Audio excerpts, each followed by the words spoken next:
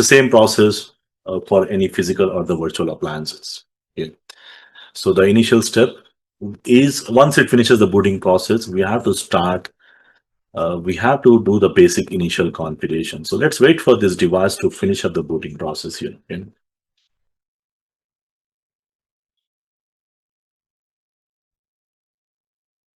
So meantime, we can just quickly see the main objective here will be ensuring that we connect the FTD device, observe the booting process, and then get into the CLI, the initial CLI. Okay. So the prerequisite already we have uploaded the images, and that's the reason we are able to console. And what we are going to do is we'll observe the booting process. So we need to make sure that we get this login. That's something what we expect once once it finishes the booting process here. So we are waiting for this FTD to finish the booting process. Okay, so fine. What we'll do is we'll try to delete this because my FTD1 here, or the 7 here, is not configured here. So what we'll do is we'll stop this device. We don't need this device. So we'll try to do the same thing here itself. Okay, because I thought that FTD was already pre-configured, but it's not. So as you can see, the FTD, this one, which I'm using here, connected. So the default login, whenever you log in, same thing. Like whenever you log in, the default login will be admin and the password will be admin123, the capital admin123. That's the first thing.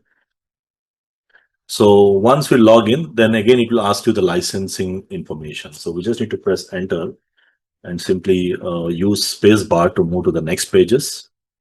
And finally, you see this, press enter to agree this. Now, this is going to do the initial setup. Now, this is what you will see. Okay. Now, once we are able to see, now here we'll be doing the device setup, like what will be the IP address, what will be the password, all these things we'll try to set up here. So the first thing what we'll do is we'll log in with the default. Already we did that. The license agreement has been finished. Now the next thing we need to assign the password. And while you're assigning the password for the FTD7, if you have used FTD6, so there are some few conditions. You need to have at least 8 characters with 1 lowercase, uppercase, and 1 digit. So the one which matches my all the conditions is I'll be using firepower at the rate 123, where F is my capital. So I'll be using that. Okay. So you have to enter the password 2 times. And once you enter the password, the next thing, same like it will ask you, do you want to do the initial configurations? We don't have. So we just simply say yes. And we don't want to do the IPv6 configuration. So we say no. And the IP address, I can also get the IP from the DHCP because if you see this network, which I'm using, it already connecting to my Wi-Fi router, which is providing the DHCP service as well. So I'm not going to use that. We'll stick to the manual IP where I'll be using 192.168.15.subnet. So the subnet which I decided is 15.41 will be the IP address for the FTD. And the subnet mask is same. And the gateway is going to be 15.1, which is my wireless router. And the device name is going to be FTD1. And DNS servers, if we have, you can just mention or you just leave it, or simply you can press enter. If you don't have anything, just press enter. Okay. So this is a similar kind of things. It will ask you on the FMC as well. So here we have to provide these details to make sure that your device have the initial configurations. Okay. Once you do these initial configurations, what I expect is, as I have given the 41, I expect the reply will be coming here. From the local host, I should be able to reach out my FTD because it is connecting to my local management network from where I have the reachability. Okay.